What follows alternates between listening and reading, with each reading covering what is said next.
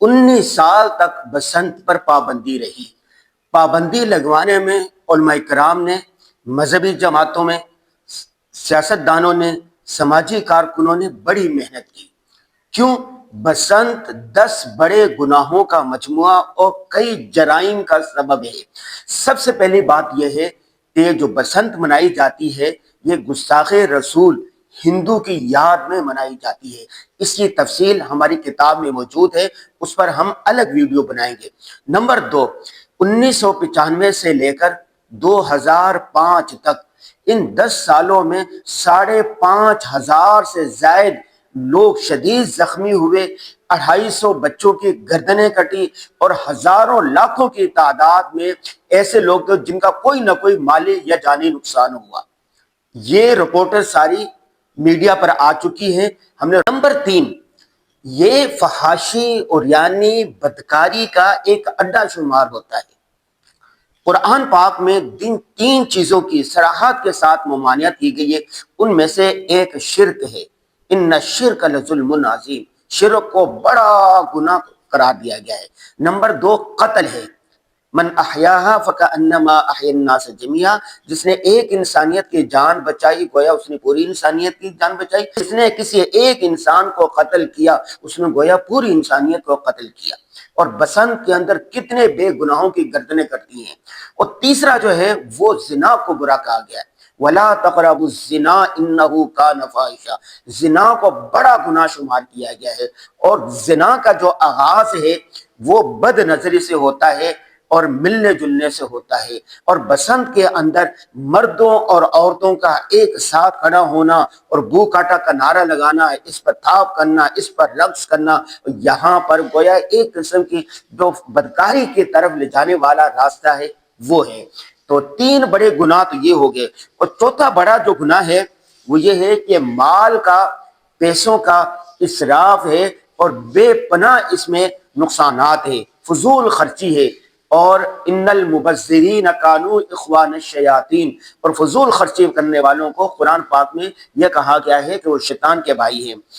اور اگلا جو ہے وہ یہ ہے کہ موسیقی، شور شرابہ، مخلوط اور موسیقی جو بری آواز ہے وہ موسیقی ہے۔ دین اسلام میں موسیقی بالکل حرام ہے۔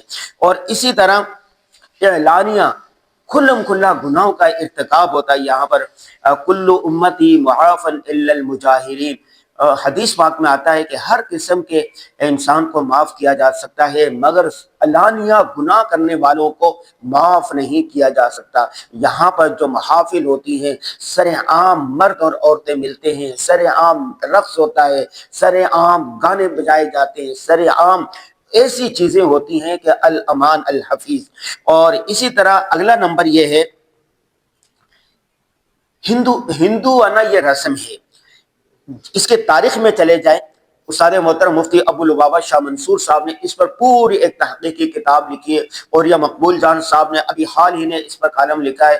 جامعۃ الرشید کے شیخ الحدیث مفتی محمد صاحب نے پورا 1 گھنٹے کا اس پر بیان کیا ہے، اور اعداد و شمار دلائل کے ساتھ، ہندوؤں کی تاریخ کے ساتھ انہوں نے ہر جگہ پر ثابت کیا ہے کہ یہ خالصتاً ہندوانہ رسم ہے، ہندوانہ تہوار ہے، اس کا مسلمانوں کے ساتھ کوئی تعلق نہیں ہے۔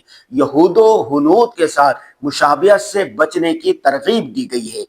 اور اسی طرح اور بھی بہت ساری چیزیں ہیں جس پر انشاءاللہ ہم ایک پوری تفصیلی ویڈیو بنائیں گے۔ اور کہنے کا مقصد یہ ہے کہ بہت سارے ہمارے دوست احباب، دیندار طبقہ، شاگرد ہم سے تعلق رکھنے والے پوچھ رہے ہیں کہ یہ جو 19 سال بسنت پر پابندی رہی اور اس کے بعد پنجاب کی وزیر اعلیٰ نے اس کی اجازت دی اور پورے پاکستان سے لوگ وہاں پر جا رہے ہیں، کیا ہم ایسی تقریبات میں شرکت کر سکتے ہیں یا نہیں؟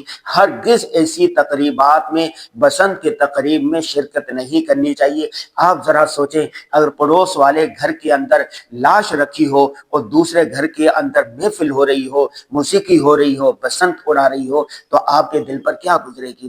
آپ دیکھیں اسلام آباد کے اندر کس طرح قتل و غارت ہوئی ہے، کس طرح لوگوں کو مارا گیا ہے، خیبر پختونخوا میں کس طرح مارا جا رہا ہے، بلوچستان میں پاک وطن کے لوگ مر رہے ہیں، فوجی شہید ہو رہے ہیں، اور آپس کی لڑائیاں ہیں، جھگڑے ہیں، غربت کی وجہ سے لوگ مر رہے ہیں، اور دوسری طرف پیسے کا بے پناہ ضیاع ہے، فضول اخراجات ہے، تو یہ ہم مسلمان ہونے کی حیثیت سے بھی یہ ہمیں گوارا نہیں کرتا کہ اندرین حالات جہاں پر پریشانیاں ہیں، غم ہیں، بھوک کی وجہ سے خودکشیاں ہو رہی ہیں، خودکش حملے ہو رہے ہیں، پاک فوج کے جوان شہید ہو رہے ہیں، اندرین حالات آپ ایک ہندوانہ رسومات کو رواج دیں، فضول خرچی کریں اور مرد و زن کی مخلوط محفلیں ہوں